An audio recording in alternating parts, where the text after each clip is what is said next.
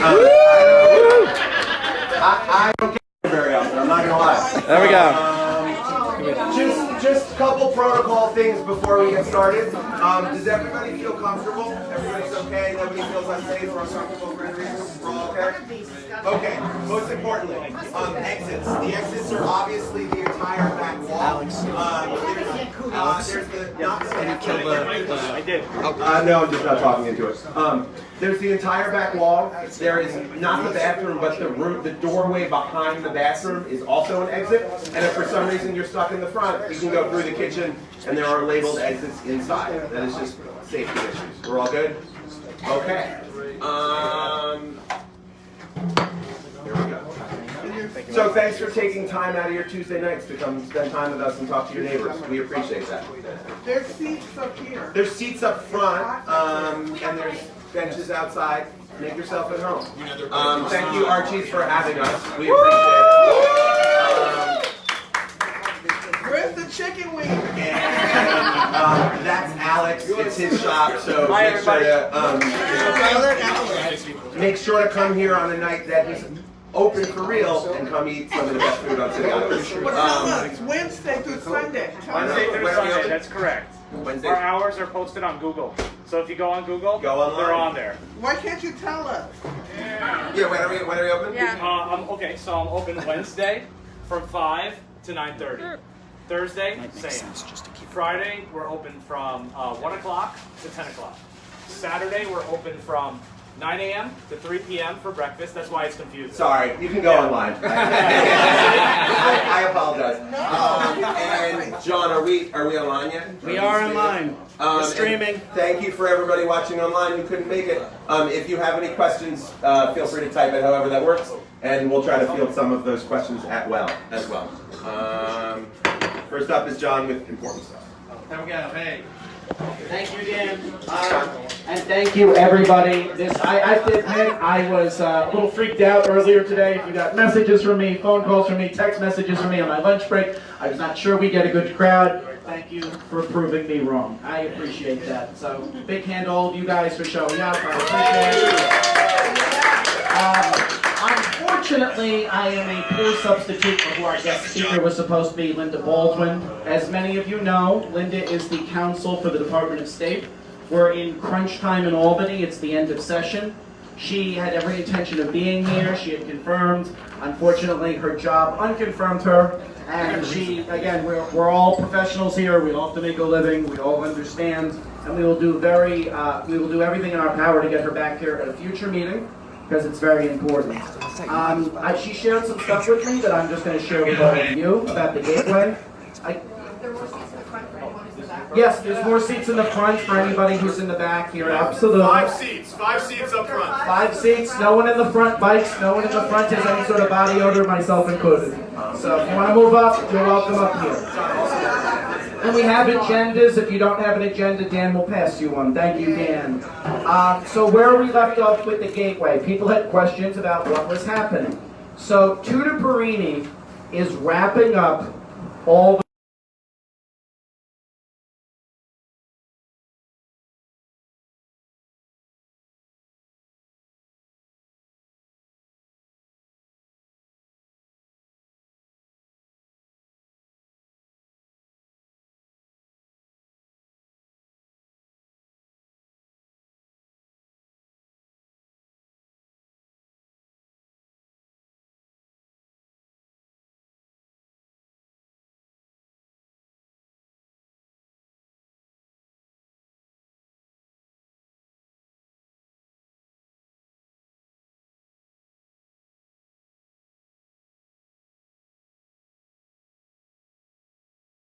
ideas for the gateway. I would normally just give out the person's email, but since I didn't get permission to do that, I'm going to encourage you all to email cityislandrising@gmail.com. Send us the responses. We're not going to pass judgment. If you don't want anything out there, you don't want anything at all, you can email us, and we will just send it back over there. So we are doing everything in our power to democratize this process, to make sure all of you have a voice. And again, this is the starting point of the process, not the end point of the process. Yes, miss, first question. Does it have access to the waterfront?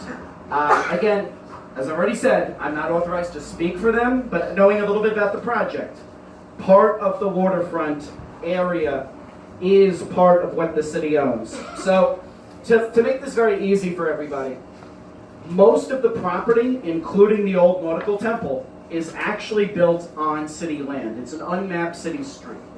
So the city owns that. There is a narrow portion where the back shack is, for lack of a better term, that's kind of falling apart, and the pier, that the city does not own. That's under a private LLC. But everything else that's pretty much there is owned by the city of New York right now. Now, just one second, and I will gladly let you say what you have to say here. As right now, the city has no interest of doing much with it, but it's a concern for all of us, because we don't want something bad to happen there that we have no control over. So go ahead, Miss. So the guy who owns the waterfront, is Yes. part of our group? He lives in the state of New Jersey. Okay. No, I just mean like, he's not here. He was willing at one point to sell that property, if possible, to a nonprofit or whatever, and there has been interest from nonprofits in doing that. What I can say to you right now, Miss, is that there is a dialogue with this man, and we'll see where it goes. Okay, and I'm gonna say to you that that's key ingredient to development of that site. Yes. So that whatever effort you have to make to get that guy to the table, do it. Yes, Miss. Point taken. I appreciate that. Steve. I was gonna bring it up later, but it'll come up. It's fine. Anyway. I started looking into a group called the Waterfront Alliance. I Yes. don't know if anybody here is aware of it or a member, anybody shed more light on it than I have. As far as I know, it is what it sounds like. They're dealing with the New York City waterfront. A little suspicious of them in terms of their headquarters is downtown and then paying a gazillion dollars in rent, which always makes me nervous. I don't know whose side of the Waterfront Alliance is really on. So it just sounds like a good opportunity for somebody here to deal with them, to work, see whether they can help us with that project. These are the guys who sponsor, every year there's a build a kayak and sail it. I think by South Street Seaport, it's one of their projects. But they oversee a lot of other projects on the waterfront. Again, I see their architects, I see their buildings, I'm a little nervous. Okay. They also have a project called the Wedge Program, Waterfront Environment, whatever. Community Board 9 has a liaison with them, is working with them in terms of their waterfront. I don't think 10 is at all.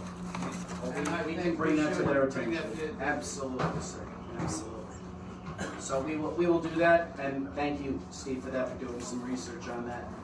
Yes, Miss. Just to ask a question I probably should know the answer to, but the barricades on the bridge with the silver, Yes. are those going to be? You're talking about the ones near the traffic signal? Yeah, going over the bridge to the left. Yeah, the piping. The piping. That's the Oh, water. That's the water main, yeah. that's the water main, yes. I have many inquiries in on that. I believe that was only supposed to be temporary, so I've not been informed of. Pretty soon, maybe he's watching on the live stream, because he has in the past. I will follow up with him and see if we can get you an answer on that, but the piping is a serious concern. It's not supposed to be there permanently. And it's I've not heard that's an ongoing project that probably won't get finished till like next year. Okay, That's but what I let's, heard. what we'll But do. Again, not definite.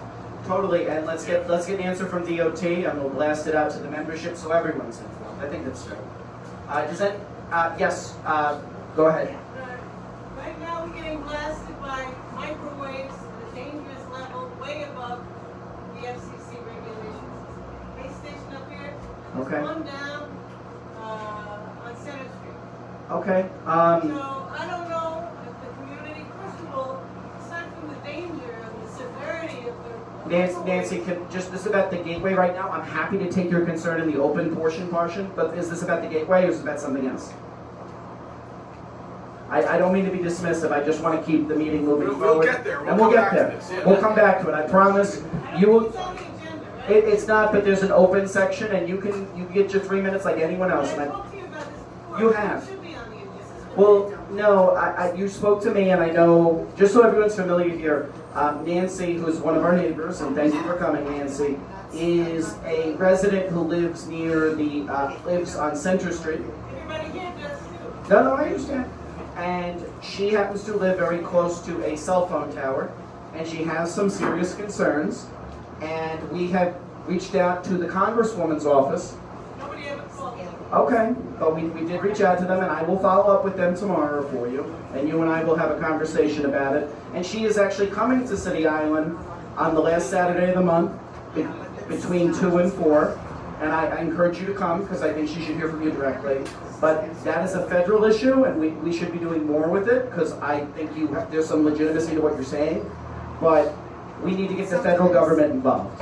Right, not only that, it's an eyesore. A community that's trying to Yeah. beautify itself, it's an eyesore.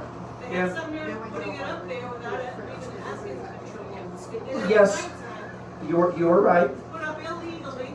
Well, it's put up legally, but it's not right that it was put up. It was night work, it was illegal. Okay, It was all right. illegal. Nancy, I'm happy to have a conversation with you, but we just gotta keep this moving forward here. So, in keeping with, Nancy kind of, we're gonna say, opened up the public comment period for everyone, if they have a, Can we go back to the neighborhood? Yeah. Yes. That's what we're trying to do. Okay, so I came to hear, I assume, Linda Baldwin, who's works in Albany, is also the head of the neighborhood. What is her association? sure, good question. Linda Baldwin is one of the head organizers of the Gateway. Her and Sue Bellinson started this project in 2010. They had a visioning session on City Island. They listened to what City Islanders said they wanted. A lot of what they said they wanted was a area for public space. They didn't want to see this fall into to the disrepair it's in right now, and that some people wanted access to the waterfront. So this is all just a concept, but since it is city land, they are organizing to make sure that this community has a say in that land. So she was one of the head organizers. It was her and Sue Bellinson. Sue Bellinson currently lives on City Island, but she probably will be relocating. She lives in Oregon as well. So it's really more Linda Baldwin. She's developing a board, and she's willing. She's going to start an advisory board for people who live close to there. And I think you should, if you have a lot of concerns, or anyone here has a lot of concerns, email Rising, say you want to be on the advisory board. We're going to send all that information over to her. The two reasons she's not here, I was also interested to hear what she, like, all I Yeah. hear is open access. Do you know any details? Yes. The only thing I would say is it's not open access. And That's what I'm asking. no, that's fair. Every one of your questions is very legitimate. I'm just trying to answer them. From what I understand, she plans the plan is to secure portions of the site so it is not open access all the time, because no one it would be too much liability otherwise. From what I understand. Okay. It's truly just a concept, like they Yeah. have many ideas for it, but nothing is, Yeah. whether it just be a sitting area, whether it be, it's kind of, whether it just be a sitting area, like a park area, or, it's really up in the air, she's really gonna, I'm sorry she's not here, she could better explain, Yeah. like, the vision on it. And she- it's really not, Yeah. it's not really decided. And she wanted to be here. It's not as if this is, again, we're just finishing up in Albany right now. But afterwards, why don't you and I speak one-on-one, and that way you can ask your questions directly to her. And as Dan just reminded me, all the island organizations, or most of the island organizations, are going to have a formal place on this board. So let's make sure that your voice is being amplified behind community stakeholders, right? We don't want something there that's not in keeping with the neighborhood. I understand your concern. Yes, I don't even have that much concern because I don't have much information on it. I just wanted to. That's Yeah, right. exactly. But you deserve it as it becomes available. I understand. Thank you for that. Yes, Mr. Blackman. I think I've stated it before, but I'd like to state it again. Mm-hmm. Not a very big site. Okay. And could be developed very nicely. It's a city island. Yes. I don't believe it should be built. It's a qualified use. Partly because there's very little parking on Reed Street and in that environment. Okay. the other end of the island, you wasn't give up your drive, you should have the ability to talk. Okay. We should limit what we do to limit what we do to city islands. Well, Mr. Blackman, I don't know if they can do that with a public park, but I will mark down how you felt, and I think, unfortunately, this was not what we had planned in the sense that we thought she would be here. She wanted to be here. It's a work thing, and we will have her back. So I understand how people feel, and I'm sorry that she can't be here, and I know she's sorry she can't be here. She may actually be watching right now and sending us messages as we're going along here, but we will have her back here in the not-so-distant future for everyone. And we're going to make sure a microphone gets around to people, because again, we record this so everyone who's watching from home and or in travel can hear this stuff. So thank you for that. If anyone's not opposed, because again, everyone can email City on Rising. We will get whatever your comment is, good, bad, indifferent, what have you, to her. And again, as Kerry said, we're in the very beginning of this process. We're not at the end. Everyone's from involving the other property owner to the Waterfront Alliance to just needing more information to what restrictions can be put on it. This will all be developed. We're at point A, we're not at point C.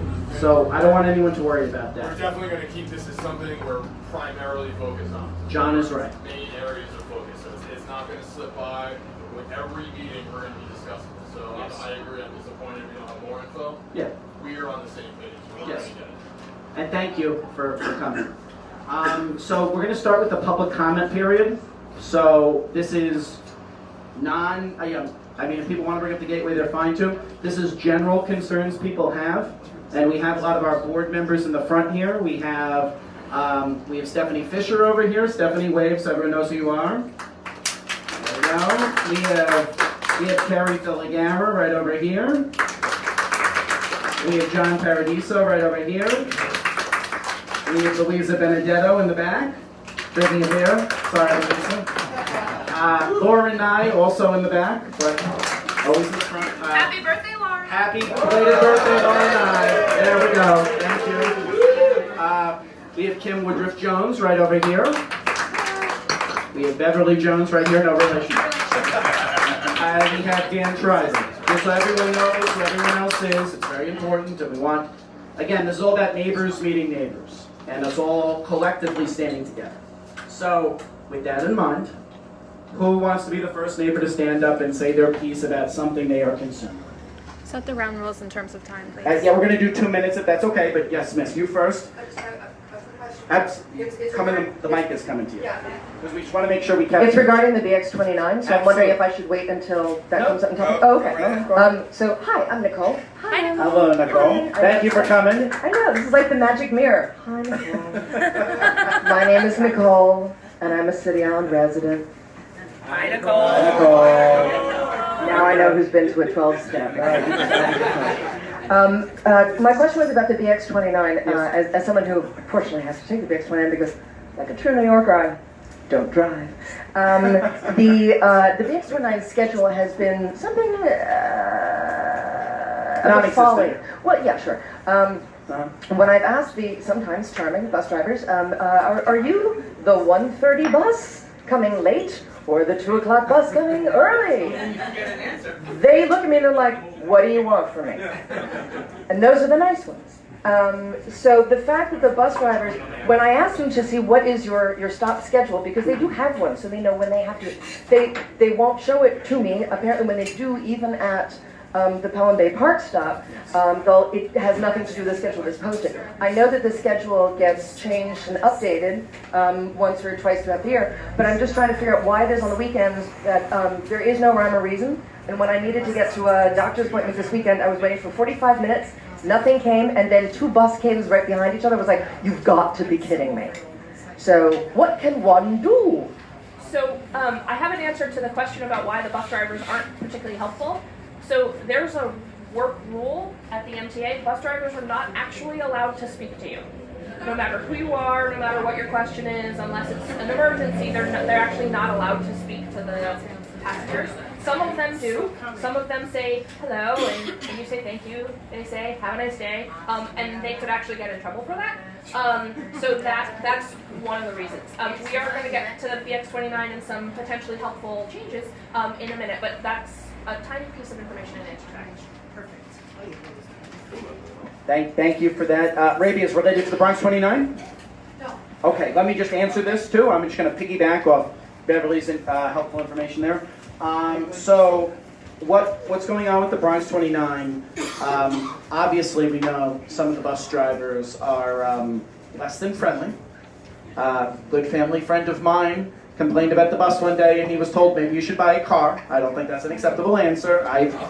We have taken over 150 complaints in the last 4 years, and trust me, there are neighborhoods that in the redesign are co-op cities being hard hit. There are other neighborhoods that are not happy with their bus redesign. Our bus redesign did exactly what the petition that we started, that 800 of you signed, asked for. One, thank you. We're going to split the route from co-op city. The bunching you said where one bus comes behind another, why does that happen? That happens because the bus sits on I-95 North in one of the worst bottlenecks in the country to connect City Island to Co-op City. Now, I love Co-op City. I go to Bay Plaza all the time. But the problem was with the bus sitting on I-95 and not sitting on return traffic on the way, there was one 29 bus after another. And anyone who's ever stopped at Pelham Bay Station can tell you how that feels.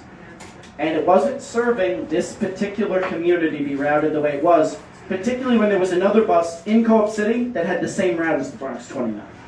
So now, they've split the route. It's going to be just City Island. It's only going to go on the highway. It's once on the southbound side just to get to Pelham Bay Station, so it's barely on I-95 whatsoever. And they've promised us they are going to introduce overnight service, because we all know this. If you're out late at night, you will see the restaurant workers or other people who are totally stranded out here. It's not right. It's not moral. We pay taxes for services just like everyone else, and we deserve 24/7 service. So, again, 800 signatures,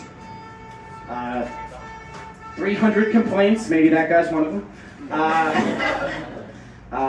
250 emails, 3 meetings, 2 of which were on City Island, and we finally got the bus service we deserve. Now, is it perfect yet? Absolutely not. They're going to rearrange the schedule. We're going to be watching that. Everyone should be getting one of these. It's the bus schedule. We're going to post it on our Facebook page if you don't have it. Thank you, Nicole. I appreciate that. I am going to go to the one on June 19th. The reason we got the route split, the reason we got overnight service, were the meetings we held on City Island, which you all showed up to, and because we showed up to the bus redesign meeting. This is not something one person can do. It's something a community can do. I need you all to show up to one of these bus redesign meetings and reaffirm that you need service 24/7 and reaffirm that we need to have our own dedicated route. Demand, like every other neighborhood does. Now, the bus route, and I'm reminded by this by my own family, is not perfect. I know that some people are concerned about some of the stops they are removing. If you have concerns with that, they're probably going to remove the stops from Schofield Street, Cross Street, and Pell, and the Sutherland stop in front of the church. It is not perfect. That is why we're going to show up to the meeting, thank them for what they've done, and if there are certain stops we can preserve, let's do it. I think Cross Street is a great case of a stop that should be preserved. We need it. Yes, I agree. I agree with that. Thank you. So, we live, in this world, not in the planet perfect. And we know that we need good bus service. So, again, I'm going to the one on June 9th. There is a whole collection here. You don't have to go when I go. But that June 9th, 6 to 8:30. June 19th. PS and MS 71 in Pelham Bay. Right off of the 6th route for Bureau Avenue. And if you want to message us, we could try to arrange carpools if it's helpful. Yeah. We could take the bus. Yeah, we'll take the bus. I agree. Stephanie, well done. Well done, Stephanie. Well done. I appreciate that. So, again, Nicole, thank you for your question. And Rabia, I'm sorry to keep you waiting. Go ahead. Two things that, Oh, and we're going to go, you're next, my friend.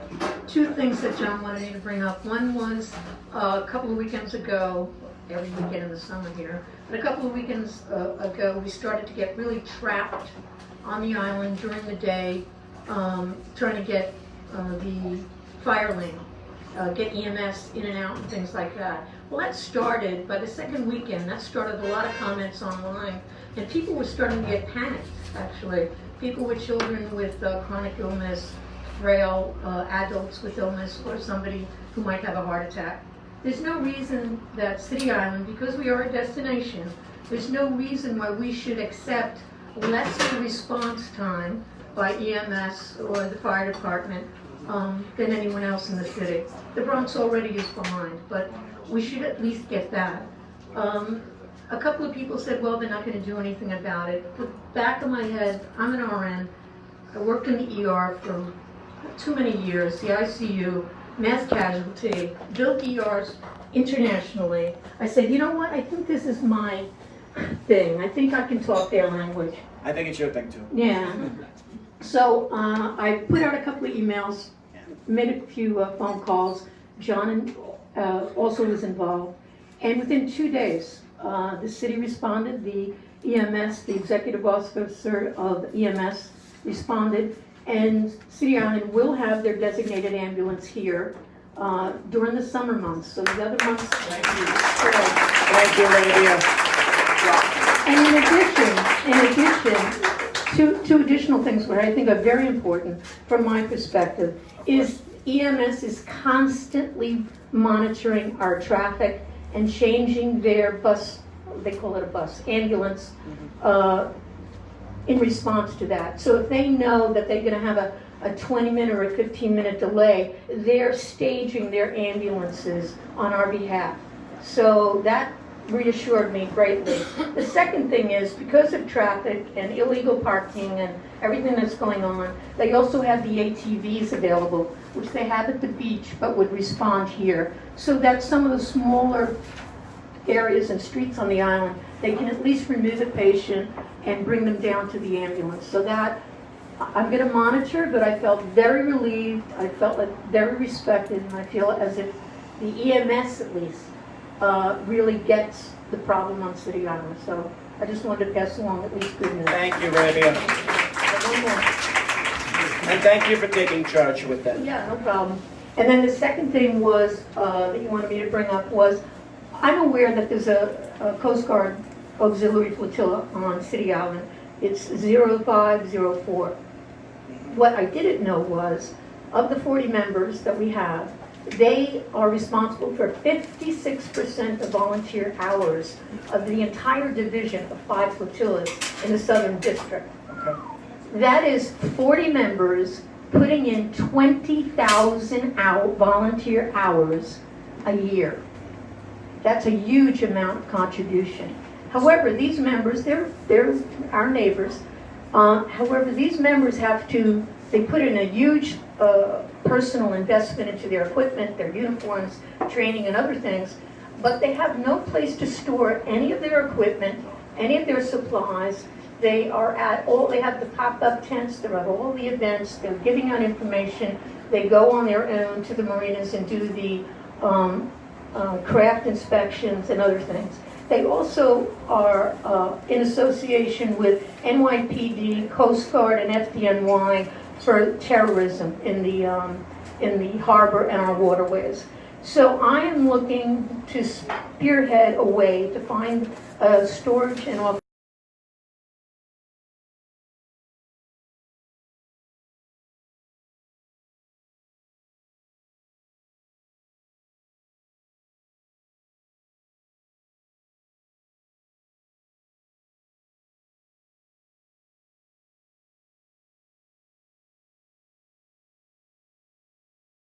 And this young man over here.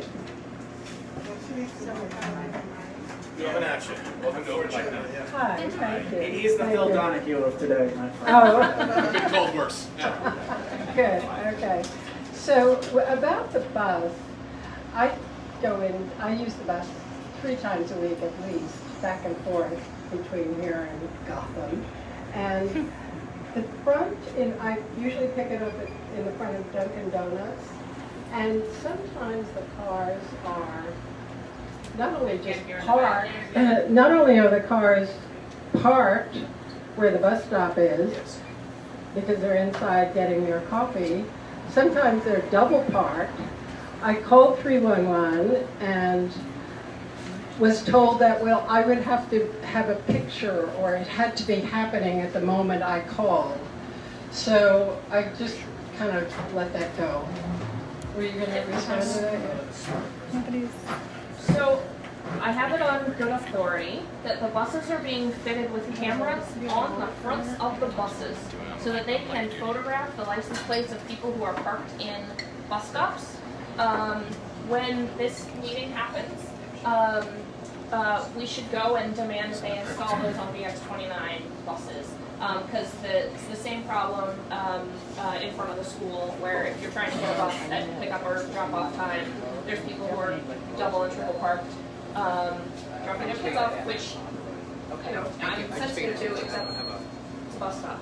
So, but they are installing cameras on the front of the buses so they can live feed those license plate numbers to NYPD and send tickets up.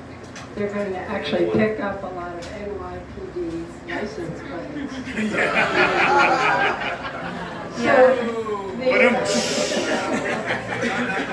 No blowing. Everyone gets their piece. So the other issue for me, I'm right at the corner of Bridge and Miniford. That's where my house is, across from Lobster House.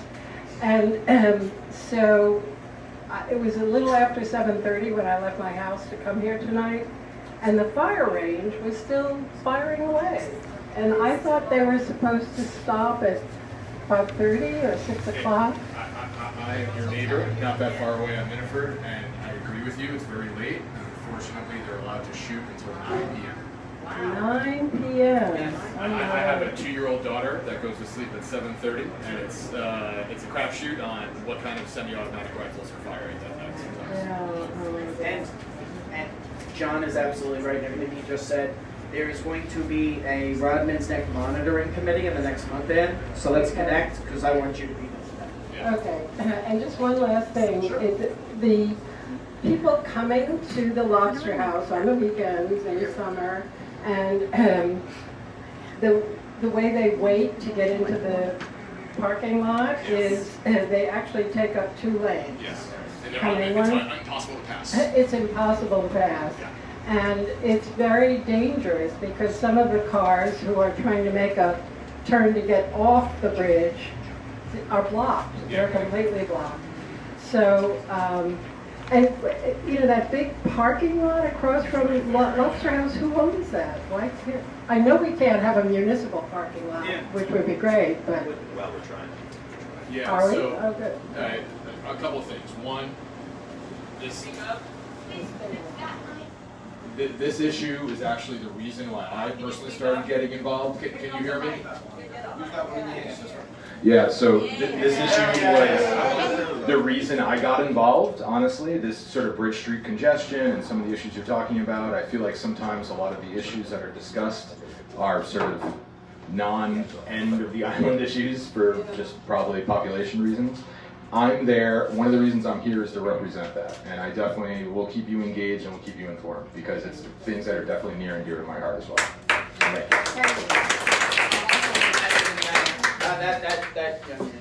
Sure. I'll be very quick. So thanks everybody for their feedback and input tonight. What you were saying earlier with the ambulance being here 24/7, which sounds great. 24/7. Okay.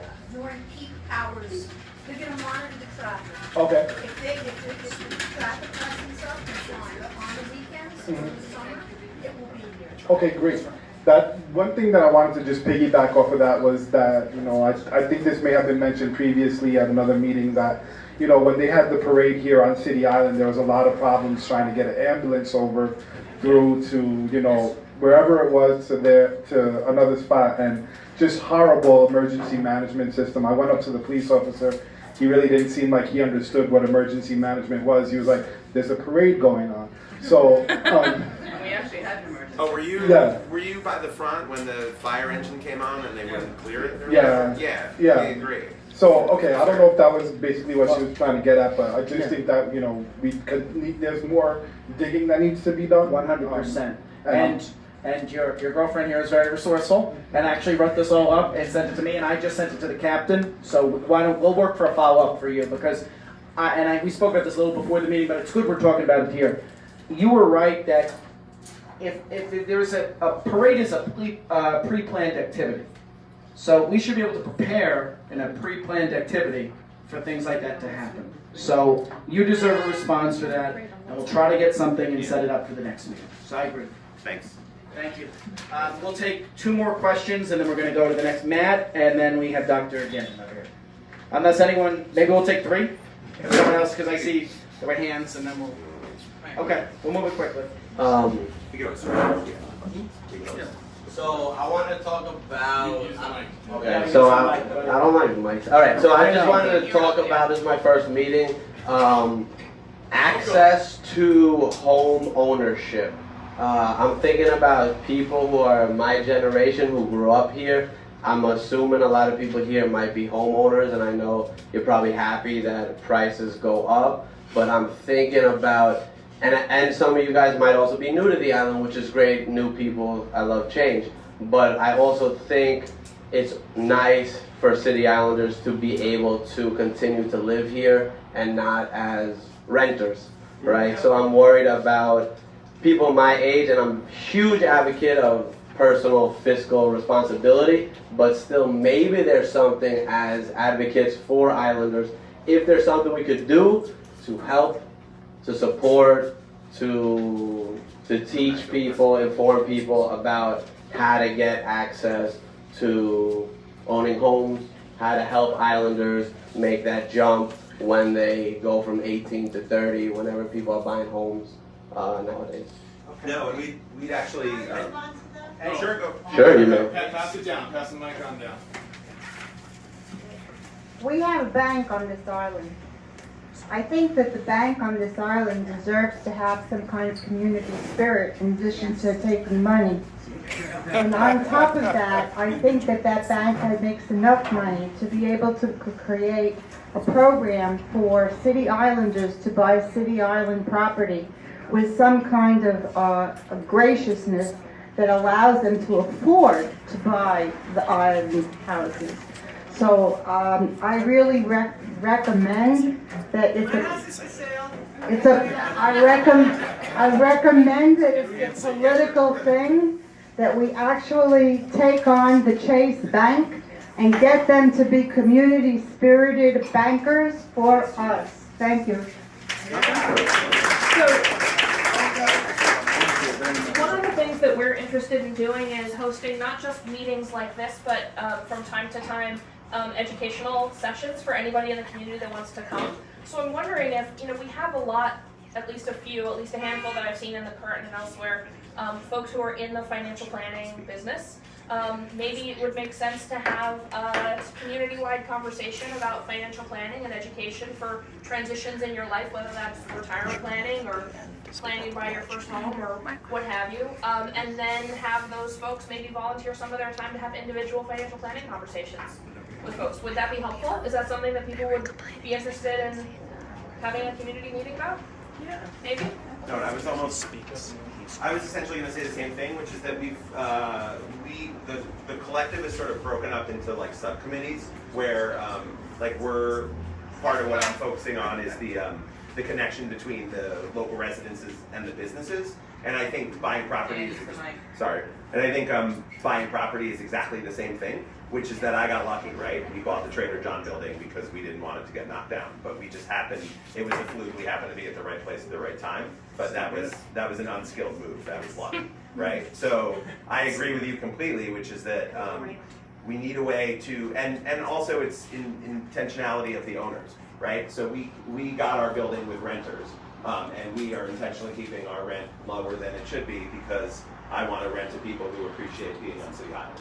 So that's like our tiny part, but in the same sense, I agree with you. We should we should get together and get a collective of people, or at least even the conversation started to say, okay, well, it's wonderful for everybody whose property goes up when comparables go high, except in the same sense if people who want to be responsible and live here can't live here, then it doesn't help anybody.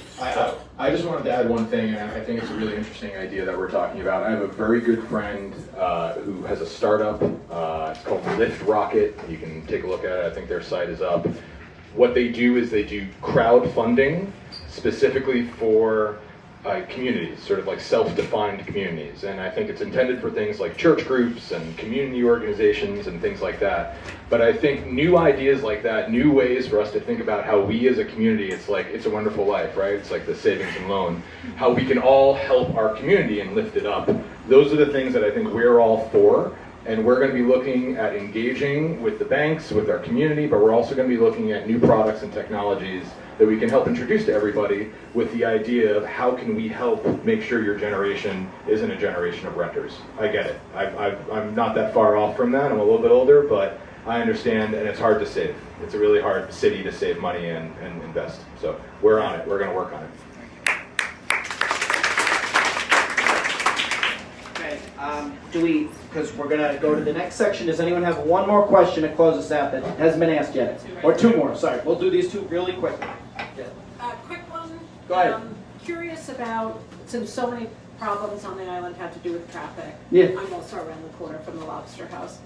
All the 19 mountains. When, and I'm a new resident, how does a place like, thank you. Welcome. How does a place Thank you. like Seafood City, Yeah. what's going to happen when the traffic fills that parking lot? And is there a zoning committee? Yeah, good question. Very good question. So, are we talking about the catering hall being built next door, or are we talking about Seafood City Well, itself? the additional catering. Okay. Right now, there was a request, it's been for 2 years, to try to put a traffic light on Bound Street. Because you know as much as I know that the cars leave from both different directions, and that the way the avenue is pitched, that intersection is horrible. And there are many accidents on that intersection. One of our future meetings, the DOT commissioner is actually going to be here. He's going to answer questions. I presume shortly before he arrives, I'm not going to put him on the spot if he sees this video, that we're going to get some answers to these things, and we're going to start moving forward on some of them. Something we have done already is the concept of daylighting, which means we're going to take away a little bit of parking on the curb. So if you live on one of the side streets, you can get out from your block. I live on Schofield Street. I see Brandon's face, and I agree with you, Brandon. You know that. I live on Schofield Street. It's very hard to get off of Schofield Street. I have friends on Pell Place. I have friends on Pilot Street.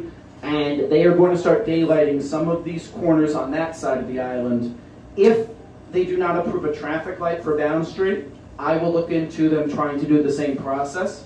As they get rid of some of these bus stops, that's more parking, so I don't want to take parking away, but if there's a way we can re-engineer the parking so people can get off the side streets, you raise a very valid point of view. As it relates, I'm sorry.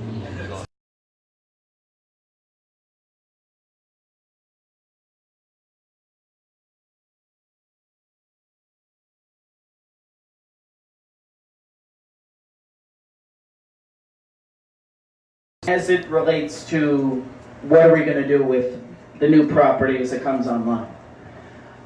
There was a oversight in the notification that was given when the liquor license came up for approval.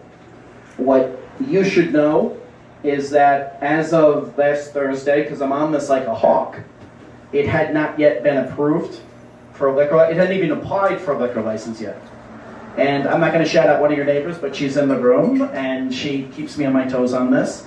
And we will make sure that when that comes forward, everyone in the room knows about it. Because there needs to be some balance here between what's going on in the sense of that you have a neighborhood that is only half a mile long and a mile and a half wide with one entry point. And frankly, it has been proposed by legislators in the past that we maybe put a cap on a certain amount of... Now, I'm not saying that's the decision that's going to happen. I don't know if it's legal. but I want you to know that there was a hearing, and Kim's going to talk about this a little bit, that we went to with one of our legislators, and this was one of the ideas we gave to them. And they were very much willing to consider that, because at a certain point, look, I get we're a destination location, I get it, but we've just sat here for the better part of 15, 20 minutes talking about emergency access. So at some point, there's got to be some level of moderation here. I'm not against free enterprise or commerce, but there needs to be balance. Saturation. Saturation point. I agree with that. Doctor. Good evening, everybody. I'm Patrick. And what I wanted to share with you is an issue where we can really come together as a community, and that is to do with the problems that we have on our roads, whether it be potholes or standing water. And we have plenty of those all around the place. For example, around the corner on Minipad Cross, where we live, there's standing water there, and it's there all the time. And whenever it rains, it stays there for a week. And I can tell you, the mosquitoes right now are having a party there. They're, okay, there's a lobby, let's hatch, let's bother people. And they say, oh, you know, empty all your stuff in your yard. And they're not taking care of the standing water in the streets. Well, there was a cross street right there, and Con Ed made a really screw up. They did a bad job. I had them fix it, DOT, New York City. So, it's a tricky little project to actually do it. You have to go onto the Department of Transportation and Road site. But when you get it and you learn how to do that process, they listen to you and they actually do it. We have puddles everywhere. You go down to the traffic circle, you can't see it. I have to go into the side part so I don't get all bumps all over the place. It's everywhere. So, to cut a long story short, if we come together and we learn how to go on the DOT website and make legitimate complaints, and we come together so that multiple people are making the same complaints, they're more likely to listen to us. I've been successful on 2 occasions. I've revisited my complaint about the standing water and the mosquito high fives. They're like in process, but they're not doing anything about it. But I figured if we come together as a group, as a community, and actually multiply the effect to the DOT, we may well do something about it. That's my request. Let's give them a round of applause for being proactive. He deserves that. There is a... I actually submitted a 311 request for Cross and Miniford just today. Good. And that might not be what you're referring to, but I do encourage everyone to submit 311 requests, because complaining to each other is not always going to get it done. So let's get our voice kind of louder. And coordinated. So like we were actually just talking about the flooding problem at our meeting the other day. So it's definitely on our mind, because it's a really bad spot and there's a few of them around. And also just like parks issues, just any kind of public places where there's an issue, just get it on their radar. Yes, that is 100% right. Kim is correct. We do have a couple of requests in for drainage. Beverly has also been involved in trying to get better drainage in Pelham Bay Park, so we're working hard on that. Miniford Avenue at Cross Street is like a lagoon, you are right. Another area that's bad is Dr. Sanders' area, not him personally, but where his office is located. That pulls up. John has made me aware that Bridge Street over by Miniford is very bad. So these are all, and sir, I see your hand is up, so I'm gonna let you get in on this. I'm just holding there on Cross Street. Yes. So you got on the other side. Mr. Irby, yeah. No curb, nothing, no sidewalk. I'm acutely aware. You're talking about one side of Miniford Avenue. Take a look at the other side. I And understand. you know, obviously, when they put in the stormwater sewer systems, at that time, that was not a developed site at the time. So another catch basin should be put in there, if that's the case. Yes, sir. On both sides. Okay. Anyone who has a drainage complaint, cityislandrising@gmail.com. We have already put in a lot. I know that Bridge Street, Miniford, Dr. Sanders' property, and all of Pelham Bay Park in different areas of Pelham Bay Park where it floods, particularly off the Hutch, is a problem. But we got to keep this moving, and everybody should have gotten, everybody can raise their hand and get one of these. And you can write your questions on here. If we didn't get to you, your question is important. we will take it and we will get back to you within the next month. So see one of these, and we will. One final request. I would never tell Nancy no. Go ahead, Nancy. Thank you. So Eric, my neighbor, he and I, and also Alex, the owner of this wonderful establishment, we've all called 311 and written letters. The person who owns the property across from us that has this huge ponding, an inspector came to visit that location. She also requested it. And he then went into her garden and looked at her pool, which had a cover which had a small amount of water in the plastic covering. And it had discs in there for mosquito larvae, destruction. And he basically, instead of making any comment about the city's responsibility about the ponding, he gave her an $1,800 fine. And she went to court and she asked me to write a letter in support, and she then asked all the neighbors to refrain from calling the city or reporting to 311 because she wound up, it was a bogus, Yeah, it's punishment. No, yes. Right? And she was also told that you cannot penalize the city. You cannot, there was some sort of legal limit to what you could do. Are you comfortable sharing the details of that, or? I think my neighbor would be very comfortable telling you and giving you a copy of the summons. We would love to. Just hold it right there. Yes, she needs help with that. And her sidewalk, which is missing. I can do it for. All right, so I think the open mic portion of tonight is now complete. So thank you, everybody.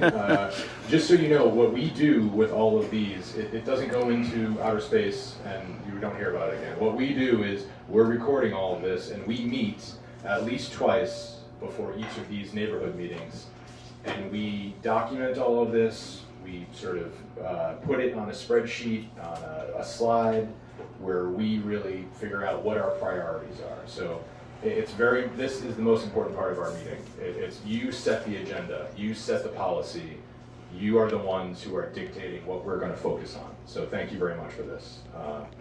I'm going to jump into the next part of the agenda, which is items of note in the neighborhood. One of the things we're monitoring, I want to make you all aware of, is that it seems like, and we're not positive because we don't have the documentation yet, but it seems like we're losing our universal pre-K, which is a massive loss. It's a really massive loss because it's an affordable, obviously it's a free pre-K service provided by the city. It's in a facility that's being unused, so it's in the perfect space for it. It's in St. Mary's. We're trying to get more information. One of the things we're trying to do is we're trying to understand what was communicated to the current parents. We understand they were sent a letter, so we're trying to obtain that letter. Kim, who's involved with the PTA on City Island, is also reaching out to all of whatever official channels we can reach out to get more information. It's hard. So to me, when I hear no one answering us, I know what that means. That means they don't want to answer us. So we're going to find out more information, we're going to share it, and we're going to fight for universal pre-K one way or the other. So also, if you've heard what's going on, please let us know, because the community wants to know. So my son goes to school there. Oh, great. And he's in universal pre-K, and they basically told us that next year they are not going to be continuing.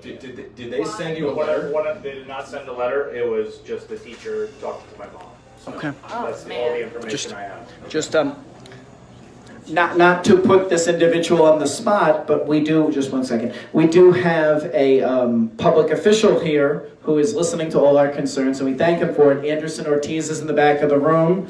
So Anderson, thank you for coming, looking dapper as always.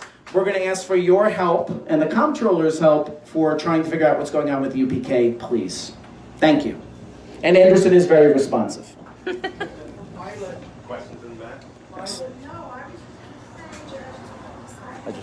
I saw he was here, so I didn't want you to be on this. Like, I heard that their school needs desperate repairs, and that's why they were stopping. This is the story I got. Okay. Thank you. Thank you, Val. Probably accurate because earlier this year, my son was burned in the school. Oh my goodness! Oh my God! He burned himself on a radiator that wasn't covered. And then when we questioned the teachers about it, they said that he must have done it at home. So That's not good. We were kind of frantic about it, but we remained calm and we let it go. It was a minor, it was a nothing burn. So, but we noticed it so the school is in disrepair and it needs funding for sure. Okay. I'm just gonna give this.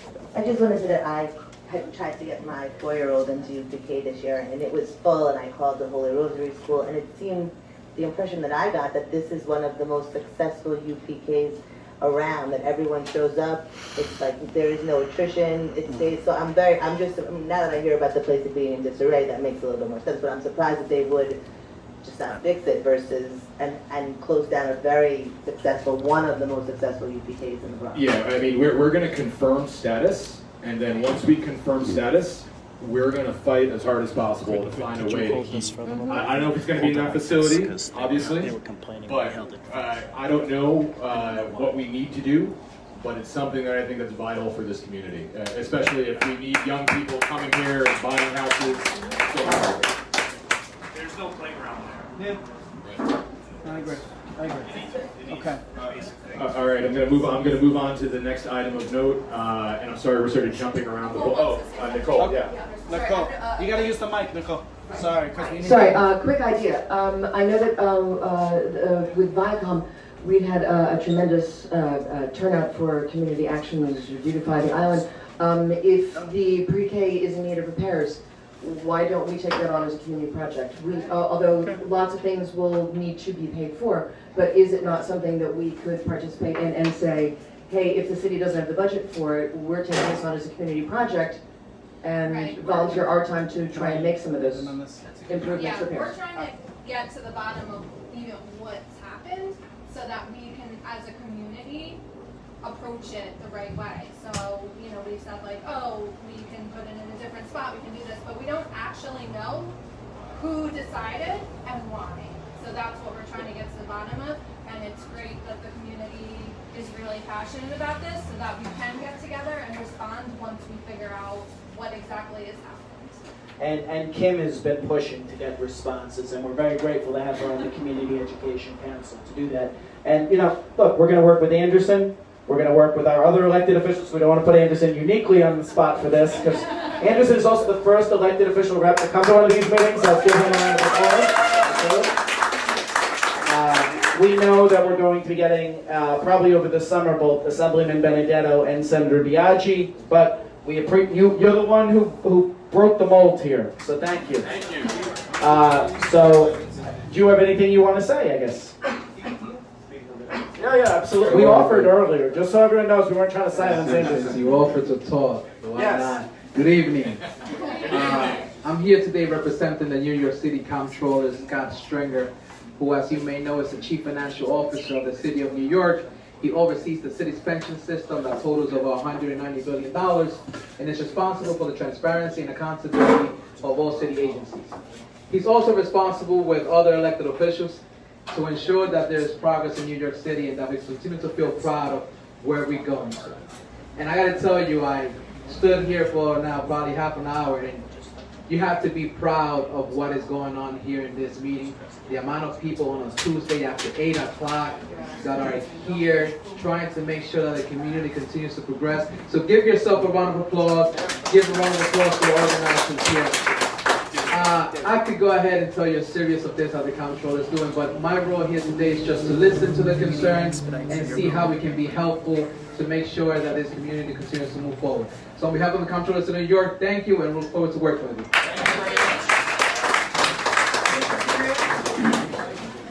All right, can everybody hear me? Yeah. All right, just keeping it in line with the comptroller here, by the way, because now the city's talking about funding for our libraries as well. And I don't know if anybody's aware that how crucial that the library can be and how lucky we are that we have one right here on our island. I never realized it. Now my son's 11, so now he calls me up when he gets out of school.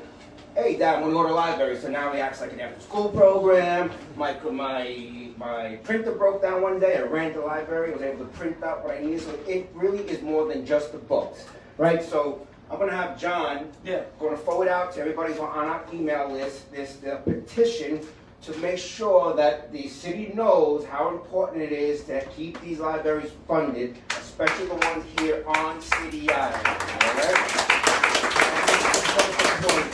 The gentleman who was talking about buying a house, stuff like that, just so you know, Chase is, yeah, they're in our community, right? But they're not a community bank. Okay? So what we need to do is actually try and encourage a community bank to come in here and really start, make this a home. I also own my own investment firm. I'm a wealth manager. So if you want to grab a beer one day and sit and talk, I can certainly do that with you if you like. All right? And you with the Dunkin' Donuts. Dunkin' Donuts has a parking lot.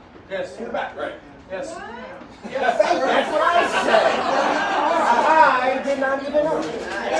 Technically, that's not under Dunkin' Donuts ownership, but yes. Yes, it is. It's there. So now there's the bus stop. Anyway, thank you. So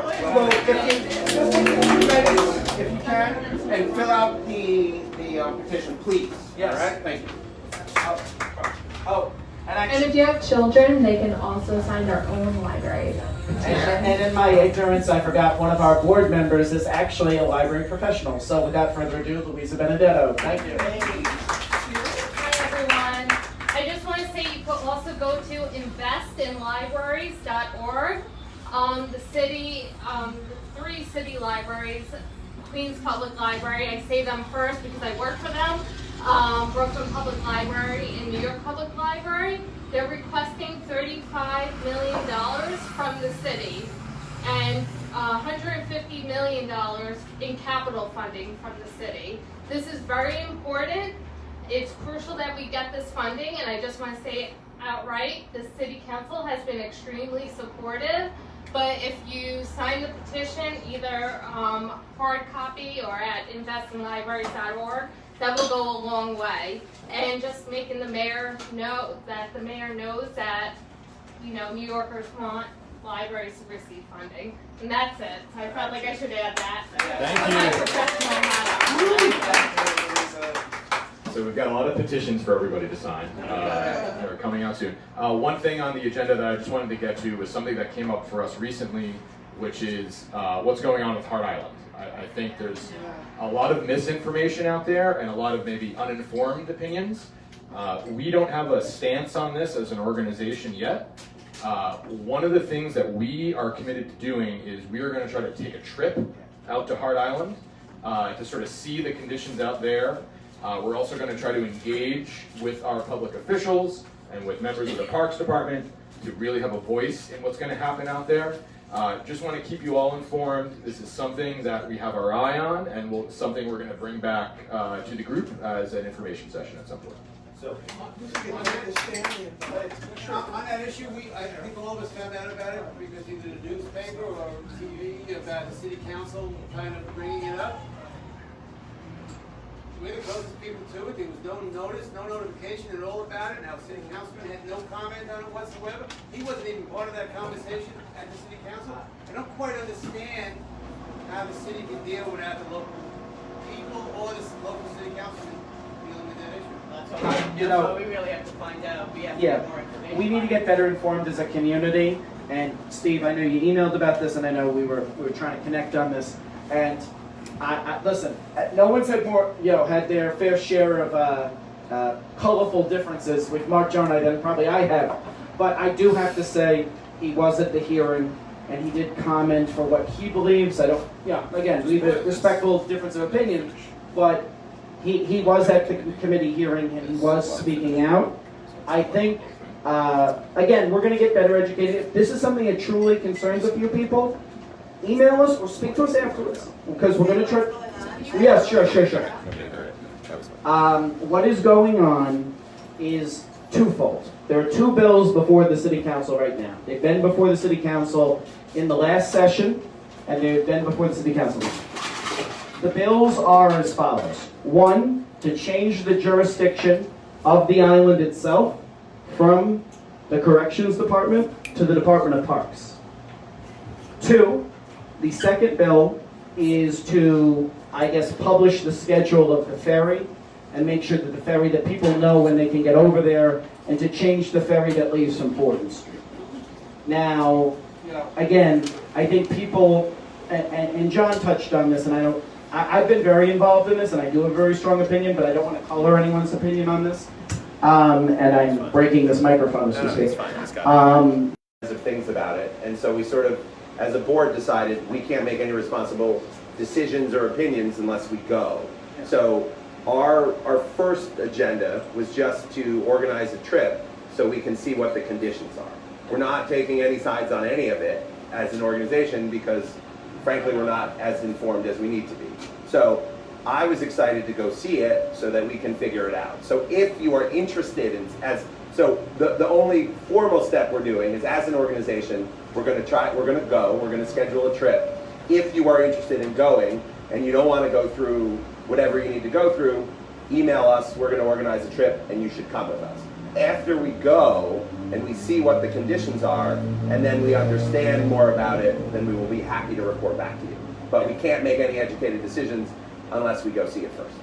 That's kind of where we were at on it, because we were talking about it and we know it's in public discourse and we figured we might as well be knowledgeable about it before we make any real statements. So just quick introduction. There you go. Kim is going to speak. We had a meeting yesterday. It was a civic town hall with Senator Biaggi, and Kim was there, and she was great, and we're going to let her speak. Okay, John and I both attended the Civic Association open house with Senator Biaggi yesterday. It was well attended by us and other constituents from City Island. This is a big week, obviously, in Albany. A lot of legislation is going through.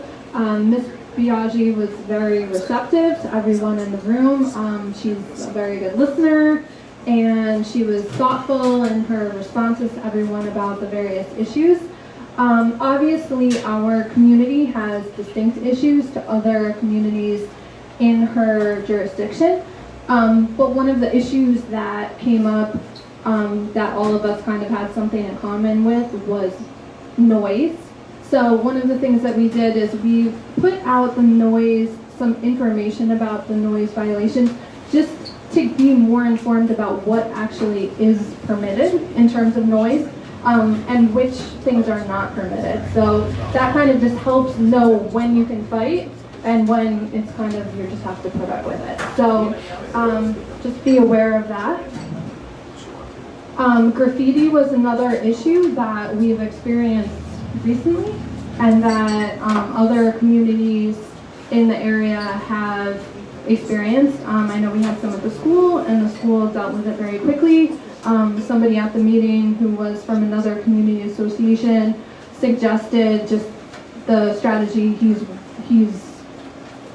worked with that seems to work the most is just getting rid of it, painting over it, cleaning it as quickly as possible. If you just keep on doing that, then they're less likely to tag that area. So I think we're doing our best on that. And Ms. Biaggi talked about a variety of things. A lot had to do with tenant laws. There's a variety of tenant laws that are going to be passed. There was 9 different laws, and 8 of them she felt very confident about. The 9th was a little less confident, but just in terms of making sure that tenants have fair rents.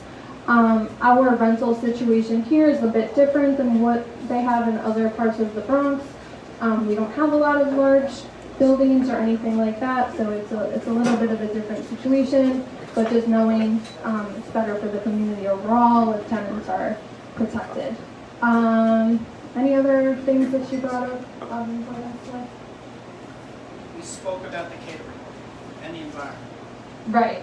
Yes, there was a lot of talk about the environment. She was very interested in learning more about Hard Island as well, so that topic came up. Various people in the room had differences of opinion about how that should be handled. But the good news is that she's aware of it. She's listening. She's going to do what we're going to do in terms of like finding out more information. And she was very interested in the Oyster Project and is a big proponent of that. She has some experience with that in Staten Island, so she was very excited to hear about what was happening with that, and is definitely somebody that we can call to for help with that, because she's a big environmental protection proponent. All right, I think that's it. So just a couple quick things at the very end. Stephanie, well, you can just talk about the welcome committee. I don't need to introduce you about that. Okay, hi. Do your thing. Hi, Stephanie. Hi. We have started, Lois is here, and you know Maria, Joanne Valletta, Lori Vega. When new people come on the island, we would like to welcome them. And we're working on it right now, so we hopefully will be finished soon. And we have to kiss up to Dr. Cat, because we need honey. I also talked to Pete about coffee certificates, just a welcoming, a plant from our wonderful, what's it called, Commons Cottage? She changed it, Commons and Cottage, I think it is. The wonderful flower shop, whatever it's called. Yes, flower shop, to welcome people, but also a map of City Island, the museum, contact people, the Island Current, and so we can't wait to get started. I'm hopefully it'll be within a month. And on another note, even though this is not about the Welcome Committee, but it could be, it's more Bronx history. It'll take me half a second. July 17th, 1959, Billie Holiday left this earth. And on July 19th, at the Harlem Yacht Club, I'm having like a tribute, along with the caterer, Ann Booth, concert. I'm trying to get one of my friends from Jazz Station to host it, to a tribute to Billie Holiday. So if you're free and you're new on the island, and if you don't have the coffee shop, you have jazz.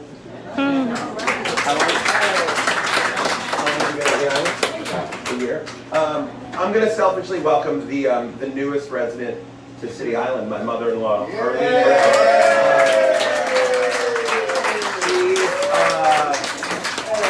She moved to City Island on Monday from the West Coast.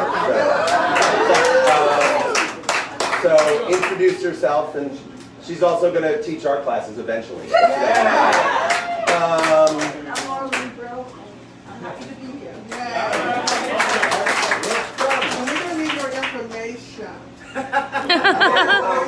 I might have to ask Maria. Just because I'm curious, how many people is it their first time at one of our meetings? I'm always fascinated by newcomers. Awesome. And how many people have been to 2 of the 3? At all 3 meetings? Awesome. Cool, so pretty even split. Just quick technical. If anyone has any questions or concern, again, email is cityislandrising@gmail.com, or just hand any one of us a letter and let us know, because it's not about us, it's about everybody. And sorry if you came to hear Linda Baldwin, we apologize. We don't want anyone coming under false pretenses. It was super last minute, we didn't know. We're gonna do our best to get her back here so she can fill in the information. And I think that's it. The next meeting will be, and thank you Archie's for having us. We appreciate it. Spend money locally. That's what we all have to do. Sorry.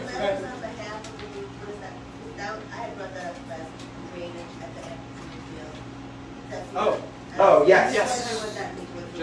I'll be real quick. Sure. And then I'll just pass it over in 1 second. And then our next meeting is back at the Coffee Clipper, July 8th. Same deal, 7 to 7:30. Converse with your neighbors. 7:30 meeting officially starts. Guest speaker saying something. Guest speaker, Captain Thomas Frazier from the 45th Precinct. And we're going to eventually, but haven't gotten our act together, to get some local businesses to come in, speak for 2 minutes so you can know who they are, and that you can ask your questions and they can tell you what they're about. So again, Monday, July 8th at the Clipper, and come eat here when there's not a meeting. Great food. Thanks. Thank you, Dan. Great food, I agree with that. Just 2 reminders. If anyone didn't sign the attendance sheet, we have it over near where Carrie is. And then also, if you have any of the yellow slips, make sure we get the yellow slips. Thank you. Good night, everybody. Yeah, Ambrosini Field. Ambrosini Field, since it's non-controversial, we're going to send a letter out with the Little League. Beverly and I are on it.